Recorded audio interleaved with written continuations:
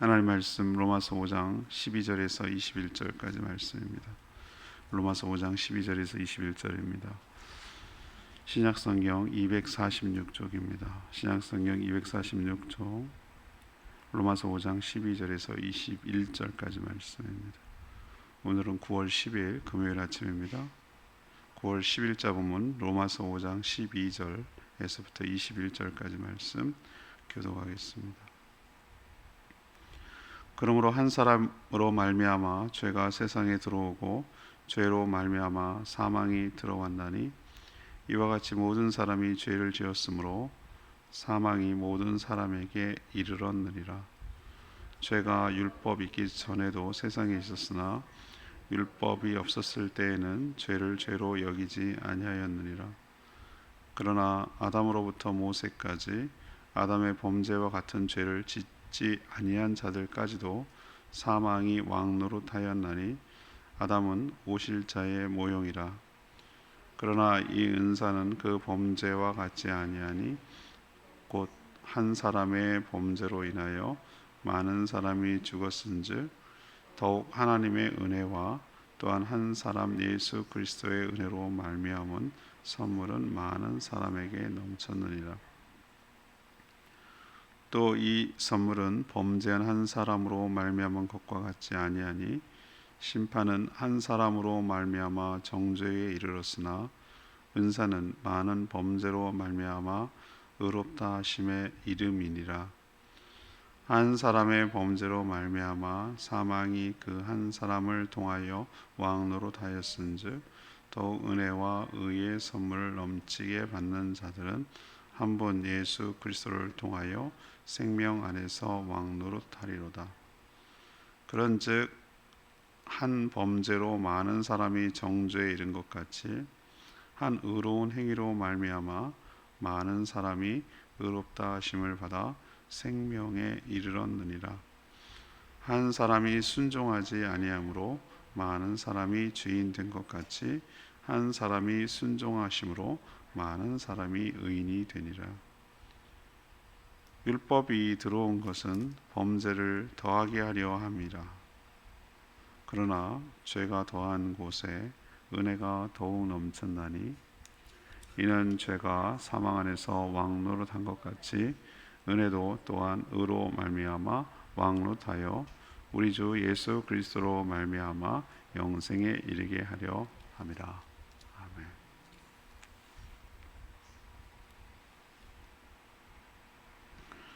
오늘 끌고 가는 소재는 아담과 예수님 이 두 분을 여러 면에서 대조하고 대비하면서 우리가 받은 의로움과 구원이 무엇인지를 설명하고 있죠. 공통점이 있다면 둘 다 인류를 대표한다는 겁니다. 아담이 지은 죄 때문에 모든 사람이 죄 가운데 죽었어요. 죄를 알든 모르든 상관없어요. 율법 전에 율법이 없으면 죄가 뭔지 몰랐다. 그 전에도 죽었어요. 그 죄의 결과라는 것이죠. 죄 가운데 살았다는 뜻입니다. 아담은 장차 오실 예수님의 모형, 이미테이션, 모형이라고 말합니다.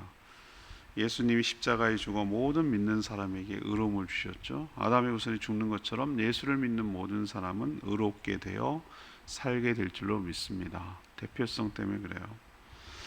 죄를 지음으로 죄가 왕노릇하듯이 죽기까지 순종하신 예수님의 이 의로움 때문에 믿는 모든 성도가 은혜를 받아 은혜가 하나님의 의로움이 성도를 지배한다라고 말하는 내용이 오늘 내용입니다. 오늘 질문은 아담과 예수님은 어떻게 대비되는가? 아담과 예수님은 어떻게 대비되는가? 이것이 오늘 질문입니다. 먼저 12절에서 14절까지 말씀입니다. 둘 다 인류를 대표하지만 아담은 오실 자의 모형이라는 것입니다. 오늘 14절 보세요. 아담은 오실 자의 모형이라고 표현하고 있어요. 오실 자란 예수 그리스도를 뜻하죠. 모형이란 실제가 아니지만 실제와 비슷한 모조품을 모형이라고 말합니다. 이 말은 아담과 예수님은 새로운 인류의 시조이며 대표라는 뜻이에요. 그런 의미에서 예수님의 모형이라고 말하는 것이죠.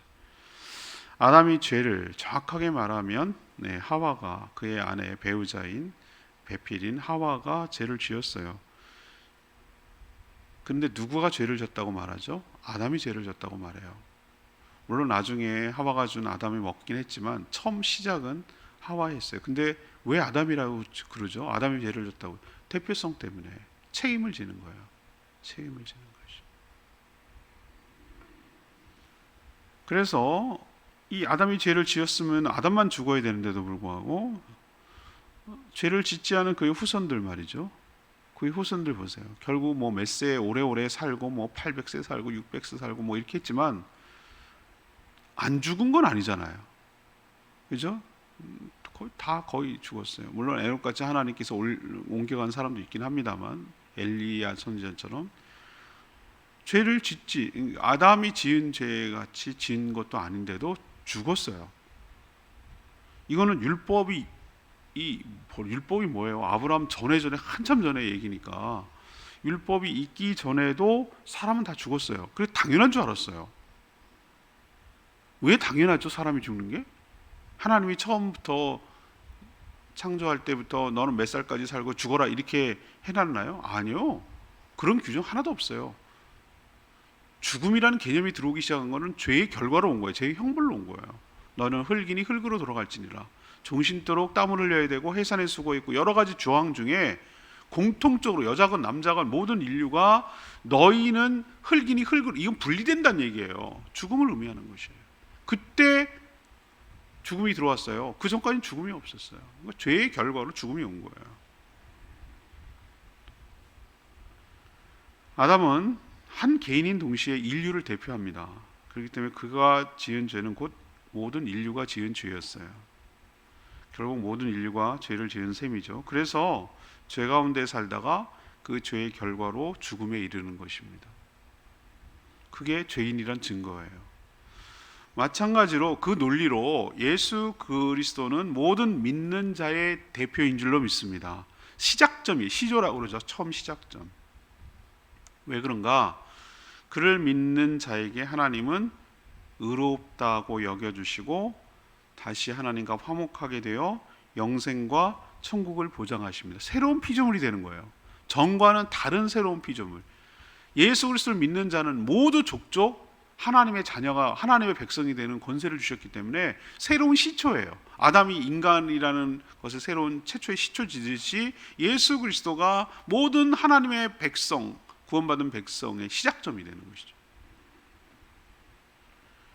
그래서 하나님은 믿는 모든 자에게 영생과 천국을 보장하시죠. 예수님처럼 십자가에 죽지 않아도 아담이 죄를 지었는데도 죄를 짓지 않은 사람이 죽은 것처럼 예수 그리스도께서 십자가에 죽으셔서 난 죽지 않았어요. 십자가에 죽으면 끝이니까. 그런데도 불구하고 예수 안에 있는 우리들, 믿는 우리들, 예수 안에 믿는, 예수님이 내 안에, 내가 예수님 안에 있는 믿음으로 있는 그 관계 속에 있는 모든 자에게 예수님이 죽은 것처럼 똑같은 효력을 우리에게 주실 줄로 믿습니다. 예수님이 다시 살아난 것처럼 똑같은 부활의 능력을 우리에게 주실 줄로 믿습니다. 그러니까 예수님이 시조예요. 처음 두 번째 아담이에요. 두 번째 아담. 새로운 인류의 시작이 되는 시작점이 되는 거예요. 그래서 아담과 예수님 안에 그의 후손들이 다 있는 셈이었어요. 당장 태어나진 않았지만, 당장 나타나진 않았지만 아담 가운데 가인도 있고 아벨도 있고 뭐 이렇게 나오고 그 밑에 후손들도 있고, 예수를 믿는 당장 처음 예수를 믿는 제자들도 있겠지만 그로 인해서 복음을 전파되고 믿는 수많은 자들이 그 안에 있었어요. 예수님 안에 있었어요. 그래서 대표하고 시작점이라는 점에서 공통점이 있고, 누구는 죄를 끌고 들어왔고 누구는 의로움을 끌고 들어왔다는 점에서 다른 점이죠. 두 번째 얘기는 15절에서 17절까지 말씀이에요. 아담은 죄를 지어 심판을, 예수님은 생명을 주었다는 점에서 다른 점이에요. 아까는 공통점을 얘기했고 지금은 다른 점을 얘기합니다. 아담은 죄를 지어서 인류에게 이제 죄가 이 세상에 들어오도록 결국은 뭐죠? 문을 열어준 셈이 된 거예요. 문을 열어준 셈. 아담의 후손들은 죄를 가르쳐 주지 않았는데도 불구하고 마치 본능적으로 죄를 짓는데 능숙하고 익숙해요. 멀리 갈 것도 없어요. 그의 자식들부터 죄성이 나타나기 시작하는 거예요. 가인 아벨 보세요. 여러분 오해하지 마시라고 몇 번 말씀드렸는데 가인이 농사를 짓고 아벨은 양을 치는 자였어요. 하나님이 양을 치기 때문에 봐라 이스라엘 제사제도 보면은 양을 치고 이렇게 목 주고 하는 거면 받잖냐? 아니에요. 곡식으로 올리는 소제라는 것도 있어요. 곡식으로 하나님께 드리는 제사도 있다고. 그러니까 뭘로 제사를 드리냐 때문에 하나님이 안 받고 한 게 아니에요. 그것이 아니에요. 제사를 드리는 태도가 중요했어요. 삶이 로마서에 연결되어 이제 12장에 나올 건데 하나님을 경외하는 마음으로 마음을 담아 그 제물에 담아서 정성을 드리고 하나님께 해야 되는데 가인은 그 마음이 없었어요. 그냥 형식적인 것만 남은 거예요. 마지못해 그냥 한 거예요. 하나님이 불로 표시를 하니까 죄성이 나타납니다. 동생만 받는다고 시기 질투합니다. 그럼 자기에게 문제를 찾아야 되는데 왜 아벨에게 문제를 찾죠? 왜 아벨을 죽이죠? 그게 죄라고요. 죄성이라고. 아니 그러면은 아벨 받으면 아벨이 잘못했나요? 아벨이 자기가 죽일 만큼 그게 미운 건가요? 아니잖아요. 자기 어떻게 보면 그거는 자기의 문제지 아벨과 자기의 문제는 아니잖아요. 그죠? 하나님이 아벨을 제사를 받았어요. 그게 아벨을 죽일 이유인가요? 아니잖아요. 그죠? 그럼 자기를 돌아보고 하나님과 관계를 생각했는데 그건 안 생각하고 시기 질투, 이게 죄성이에요. 이게 먼 아담부터 멀리 지나간 다음에 얘기가 아니라 그의 자식들, 아들들 멀리 갈 게 없다니까요. 그 다 즉각 나타나잖아요. 즉각 나타나. 그 안에 보면 죄성이 다 나타납니다. 시기 질투하더니만 아무도 안 보는 겁니다. 아무도 안 봤지. 사람이 누가 있겠어요. 그때 당시에 사람들이 없는. 돌로 쳐 주겠다고 그랬어요. 하나님이 알고도 물어요. 아담아 어디 있느냐 묻듯이 네 동생 어디 있냐고 물으니까 내가 동생 지키는 자입니까? 이런 식으로 얘기를 하는 거예요. 이게 얼마나 말 같지 않은 변명. 하나님 모르고 물어볼까? 알고 물어보는데도 회개할 생각 안 하고 이렇게 돼요. 여기서 알 수 있는 건 뭡니까?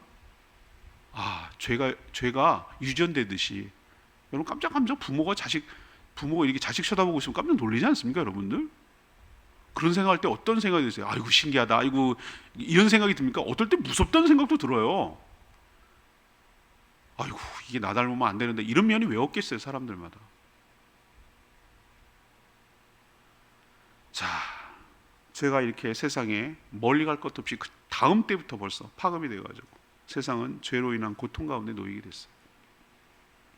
결국은 하나님의 공의로운 심판 때문에 모두 다 죽게 생겼죠.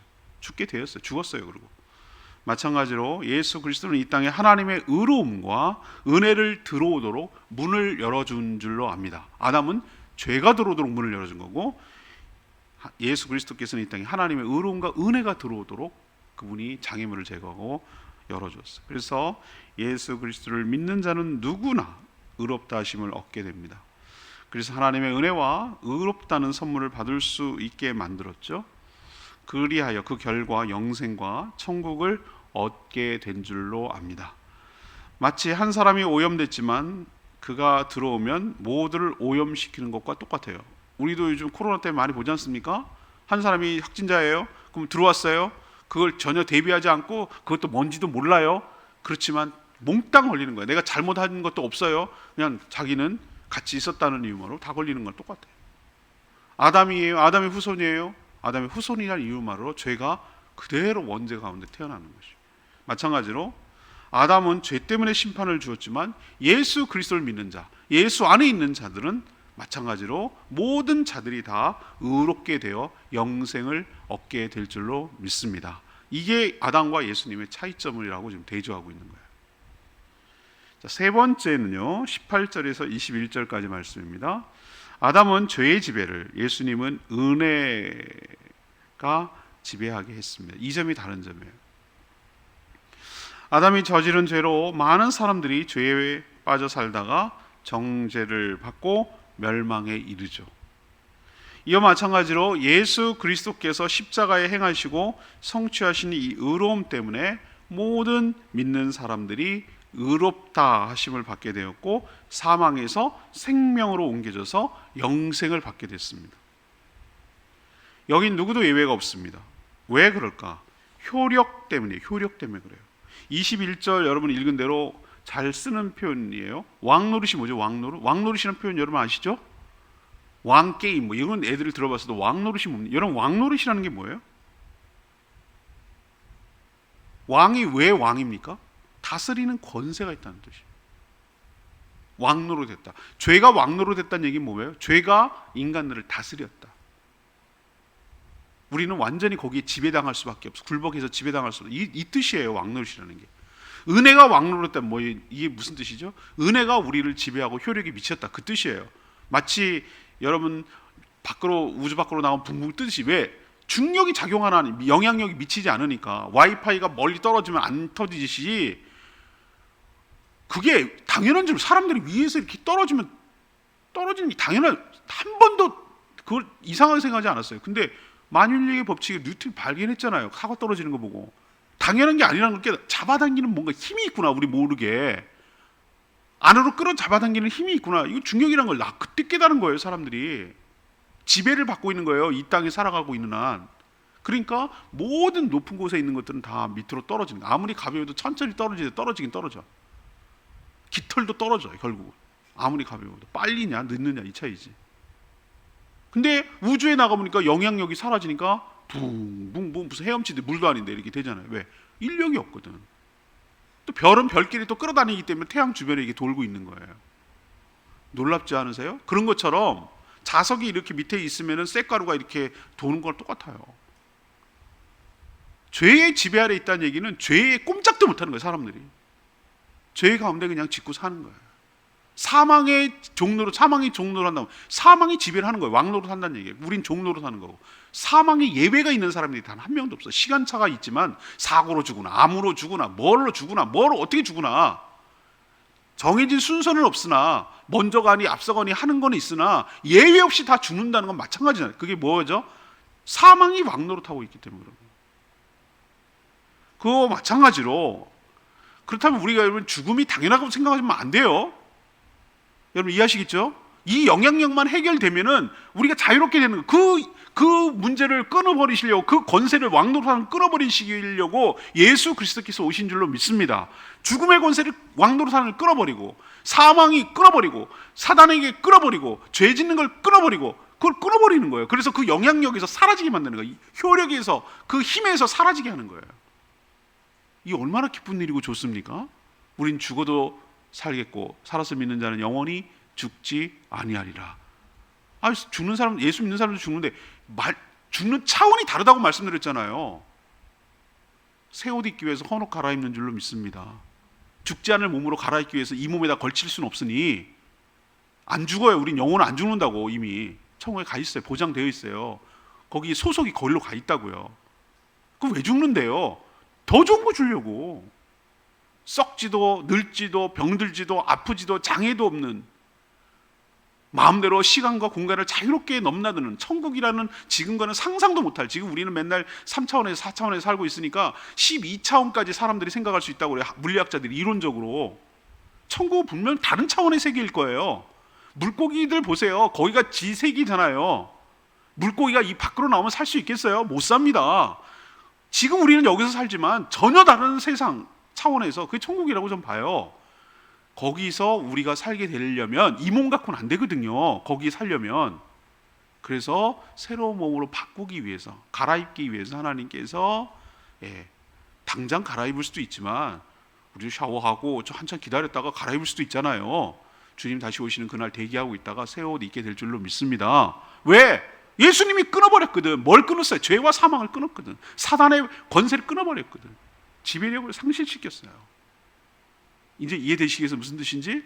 이거 얼마나 감사하고 기쁜 일인지 몰라요. 우리가 자꾸 교리에 대해서 알고 배워야 돼요. 자꾸 되뇌야 돼요. 자꾸 우리 잊어버리고 헷갈리고 뭐 그런가 하면 또 사람이 어떻게 죽었다 살아나냐? 봤냐? 맨날 이런데 또 넘어가고 그런가? 뭐 이러고 답답하게 이럴 데 없어요. 또 되뇌이고 또 하나님 말씀을 확인하고 또 우리가 뭘 믿는지, 우리가 어떤 존재인지, 우리가 어떤 상태인지 이걸 계속해서 반복적으로 우리가 알 필요가 있어요. 자, 마찬가지로 아담 때문에 죄가 인류에게 왕노로 됐듯이 지배하며 다스렸듯이 마찬가지로 예수님 때문에 의가 모든 믿는 사람들에게 왕노로 지배하는 줄로 믿습니다. 우린 효력에 미치는 거예요. 죄가 우리에게 효력을 미치듯이 의로움이 우리에게 효력을 미치는 줄로 믿습니다. 지배한다고요. 왕노릇한다고요. 그래서 그 지배력과 영향력은 생각보다 아주 강력해요. 죄를 짓지 않는 사람이 없게 만들 정도예요. 예수님의 의로움도 동일해요. 아주 강력해요, 효력이. 그래서 모든 믿는 자들을 예외 없이 의롭게 만들고 구원하여 영생에 이르도록 이끌어 주실 줄로 믿습니다.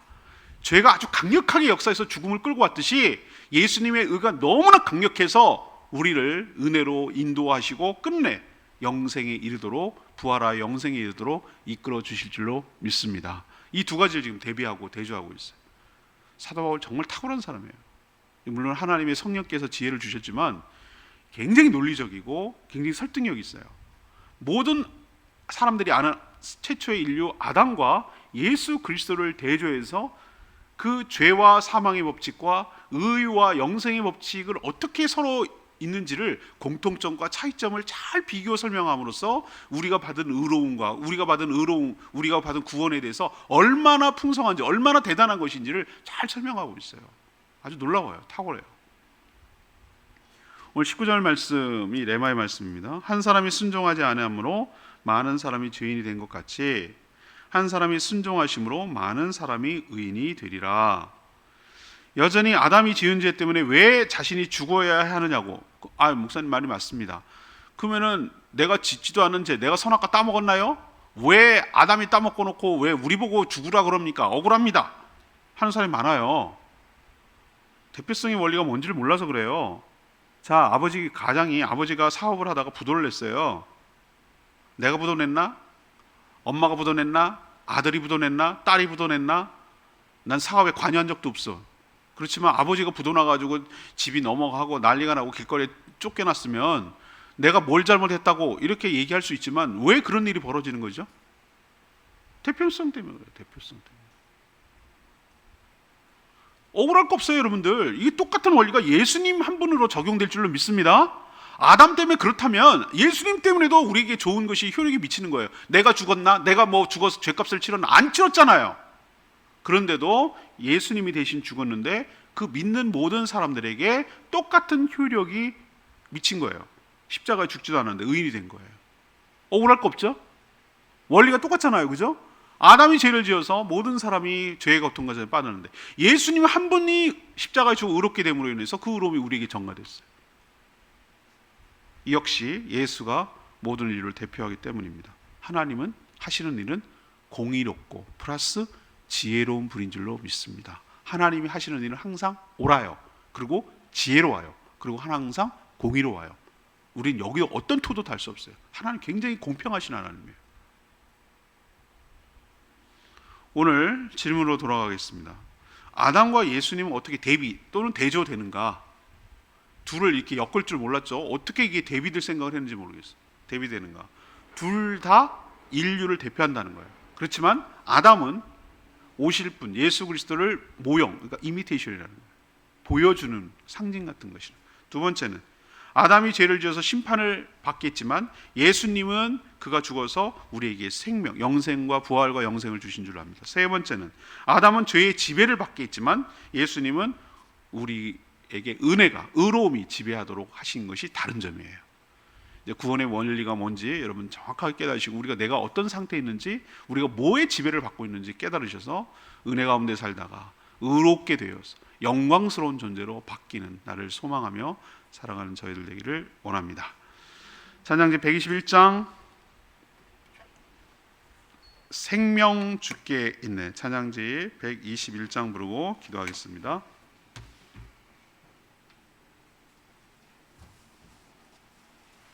찬양집 121장 생명 주께 있네. 우리 힘차게 부르겠습니다. 생명 주께 있네 능력 주께 있네 소망 주께 있네 주 안에 있네 생명 주께 있네 능력 주께 있네 소망 주께 있네 주 안에 있네 생명 다해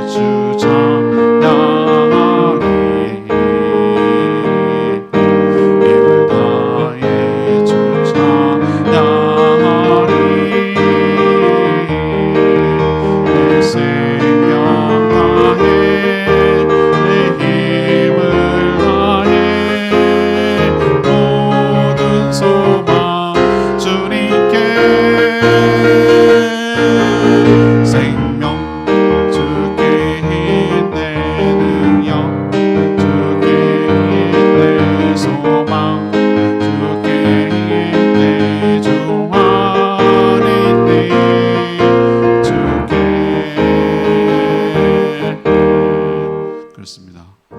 우리가 어떤 존재에 있는지 아담과 예수 그리스도를 대비해서 살아요. 나를 지배하고 있는 것이 완전 달라졌어요. 전에는 죄와 사망과 사단의 권세가 나를 지배했다면 이제 의로움과 은혜가 우리 삶을 지배하고 있는 줄로 믿습니다. 아담 안에 살 때 죄를 지을 수밖에 없었지만 예수 그리스도 안에 있는 자는 결코 정죄함이 없는 줄로 믿습니다. 하나님께서 우리를 지배하셔서 끝내 부활과 영생과 천국을 인도하실 줄로 믿습니다. 주의 은혜 감사합니다. 이 사실 분명히 깨닫고 나를 지배하고 있는 것이 무엇인지를 깨닫고 그 안에 살게 해달라고 주여 외치며 기도합니다. 주여 내 생명 주께 있네 능력 주께 있네 소망 주께 있네 주 안에 있네 생명 다해 주 찬양하리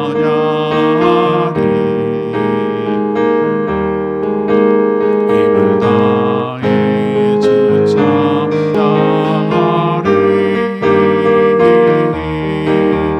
내 생명 다해 내 힘을 다해 모든 소망 주님께